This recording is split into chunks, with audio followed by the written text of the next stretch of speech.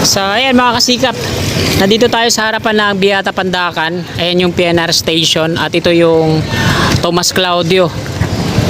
So dyan papakita ko sa inyo, pagpasensyahan nyo na dahil medyo madilim na yung kuha natin. Yung mga ito, yung mga talahib na to, yung mga damo dito ay nilinis. Marami din mga ano dito, may barracks na doon, mga heavy equipment, excavator, at parang mayroon na silang mga tinambak na lupa doon sa gilid. Baka yung San Miguel Corporation no, yung nag-clean up dito sa Pasig River, dito nila tinatambak yung mga nakuha nilang mga borak diyan sa Pasig River. Ayan, ang dami. Ito yung barracks ng Dumduma Construction and Trading Corporation. Sila po yung gumagawa dito ng Section 2A ng Skyway Stage 3. Ito kasi yung pangatlo. Unti-unti lang tinatanggal yung mga platform niya kasi mga GI5 kabilaan. Sinimulan ko to, walang naniniwala sa paligid ko. Pasensya po mga kasikap at ginabi na po tayo ng update. Kaka-out ko lang kanina sa aking work sa Taguig. At eto, papasadaan po natin ang update ngayon at bukas natin i-upload. Ngayon po ay araw ng Sabado, ika-22 ng Hunyo taong 2024 at ika-6 at kalahati na po ng gabi. So nandito po tayo sa ilalim ng Skyway Stage 3 nakasilong. Ito po yung Quirino Avenue northbound. At yung diretso, patungo yan dun sa may Padre Jacinto Zamora Bridge, Skyway Stage 3, Section 2A. So ayan yung i-update natin. At hanggang dun sa may Maui OSS Tunnel at Ramon Magsaysay Boulevard. So titingnan natin kung na po natin patagalin to. Tara, let's go! So ang gagamitin po nating camera, ito yung Sony IMX para medyo maliwanag paggabi. Kasi pag naka ultra wide tayo, hindi Sony IMX yung gamit natin. Pag mga ganitong mag alas 7 na, malabo na yung kuha natin. Ito po yung Plaza Azul. At diretso po tayo. Dito tayo dadaan sa flyover na to. Ito din yung flyover na dadaanan ng NSCR o North-South Commuters Railway Project, no? At ito rin yung flyover na madidemolish. Yan. Umuulan pala. Yan. Umuulan pala. Sana hindi mabasa yung camera natin at mag-blurred yung lens. Yan po yung double decker sa ating gawing kaliwa. Yung baba po na itong flyover na to, unti-unti na silang nag-clearing. Dito din pala dumadaan yung mga tracking. Bilis pa. So sana kung nakakadiretso na yan sa NLEX connector, ano, hindi na sana sila dadaan dito sa Mabini Bridge. So nagdaan flyover. Kawawa yung mga steel railings dito sa flyover na to, no? Talagang kinalbo na ng mga kababayan natin sa bagay kasi didecommission din naman tong flyover na to at didemolish para sa NSCR.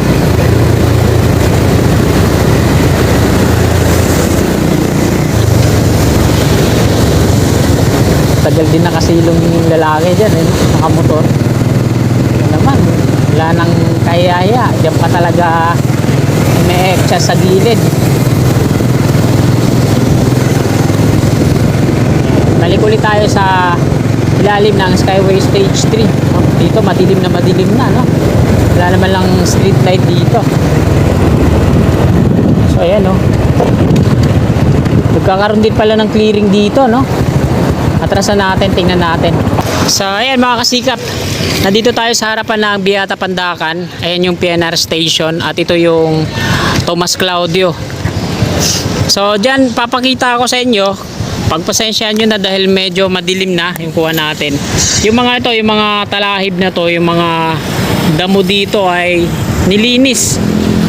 Marami din mga ano dito, may barracks na doon, mga heavy equipment, excavator, at parang mayroon na silang mga tinambak na lupa doon sa gilid. Baka yung San Miguel Corporation no, yung nag-clean up dito sa Pasig River, dito nila tinatambak yung mga nakuha nilang mga borak diyan sa Pasig River. Ayan, ang dami, ano?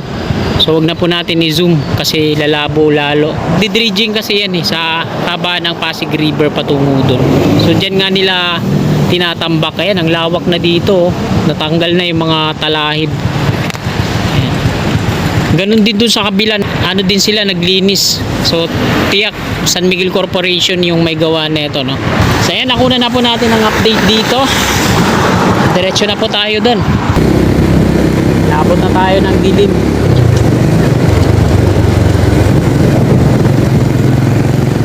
Ayan, ito yung Skyway Stage 3. So dito yun sa part na to, ililink ang section 2A patungo dun sa Padre Jacinto Zamora Bridge. Dito tinanggal na nila yung mga center island at pinalawak nila, tapos nilagyan ng mga concrete barrier dito sa gilid. Ito yung dating Beata Pandacan Station, PNR. Yan, meron ding police station dyan. So one way lang to. Yung mga pasalubong sa atin, hindi na pinadaanan.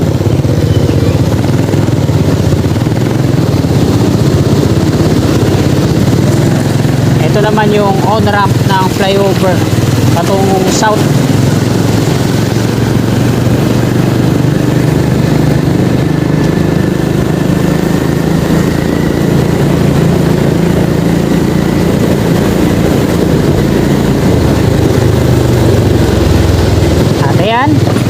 Patawid na tayo sa Padre Jacinto Zamora Bridge.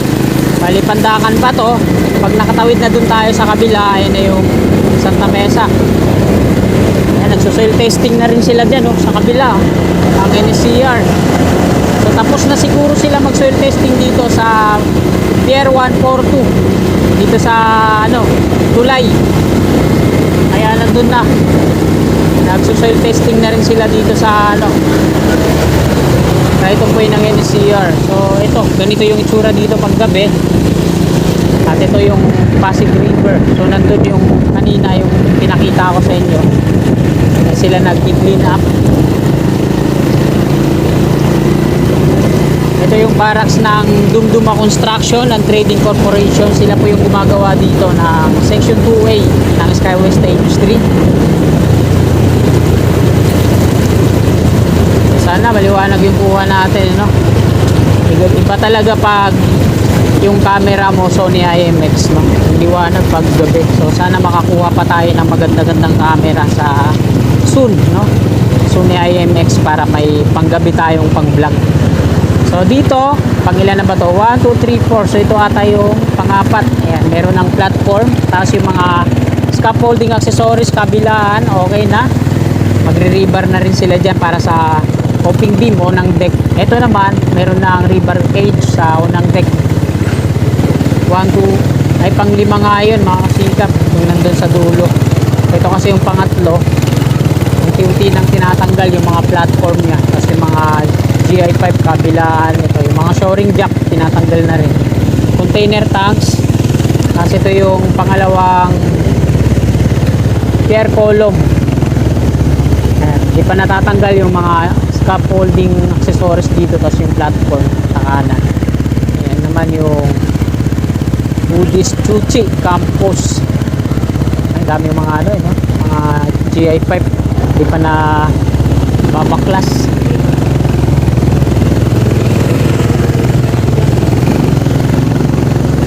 So ito naman, ayan, tuluyan ng nilinis.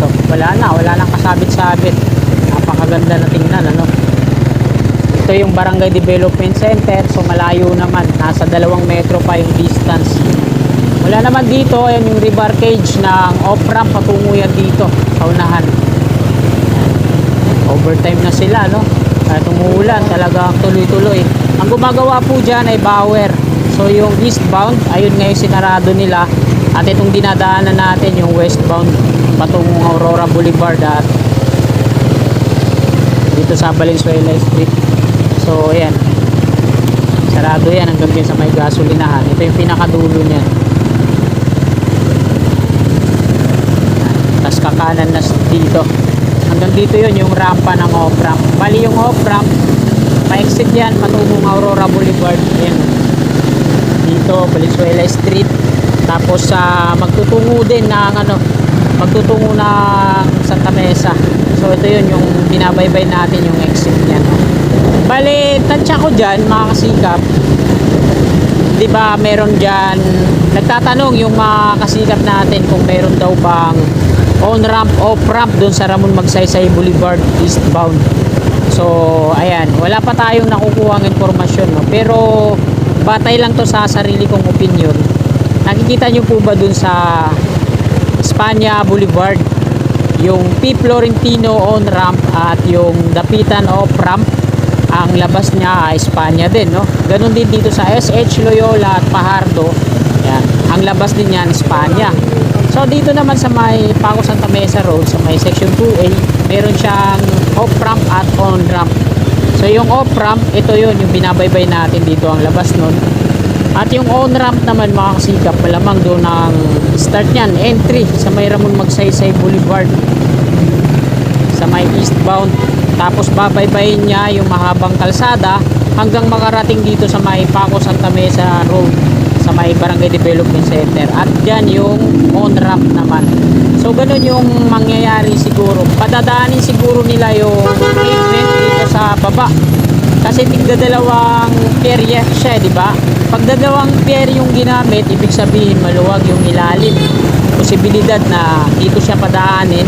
Ang entry dito sa Ramon Magsaysay Boulevard eastbound at ang on ramp naman dun na mismo sa may double decker, no? So ganun, ayun yung ano ko dyan, yung paliwanag ko. So, try natin, tingnan natin kung ganun yung maging kalalagayan, sabi ni Yorme. Kasi ganun din sa C3 ramp eh. C3 Caloocan Interchange, diba, ang layo-layo ng ano niya, ng on ramp.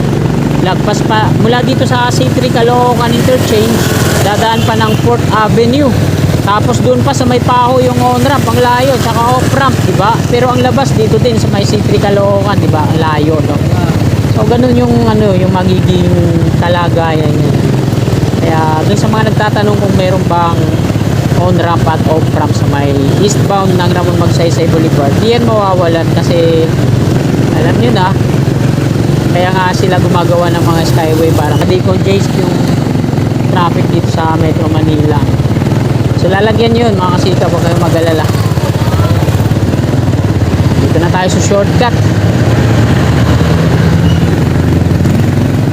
So, sana hindi pa basa yung camera ko. Tapos kakaliwa na tayo dito.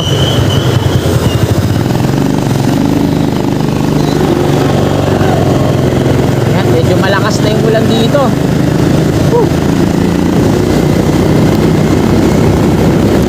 Layo-layo pa yung bibiyahin ko, no?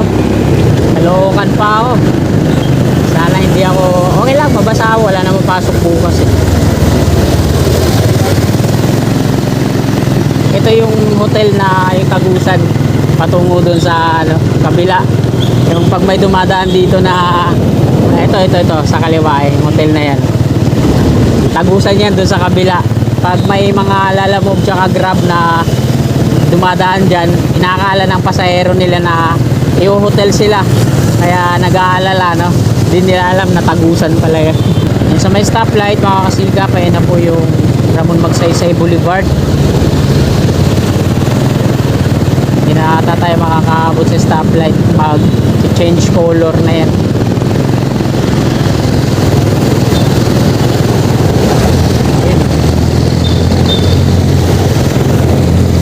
Habol po. Dito na tayo sa Ramon Magsaysay Boulevard westbound. Sa Palok na po ito, no?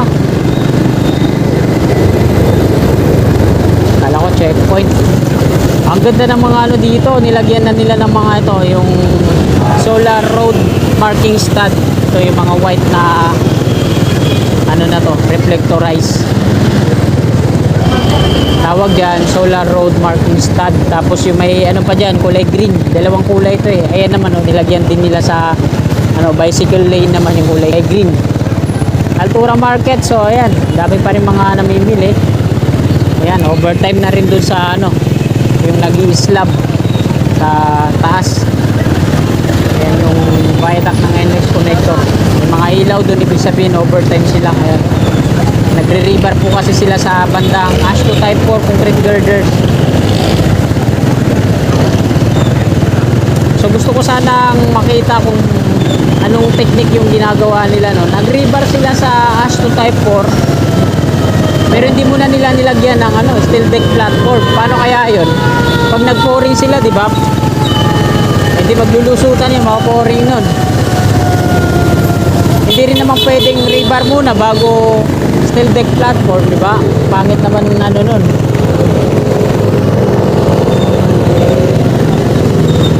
Yan, dito na tayo sa may Paltok Street.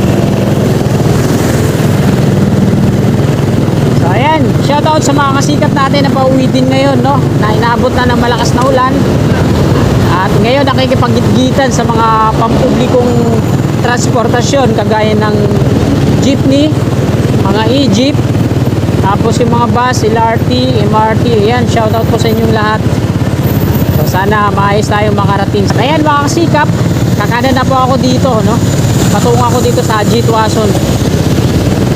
Magpapaalam na po ako. Sana bago nyo lisanin itong video na to, yan, pakilike na lang po, parang awa nyo na, sabi nyo.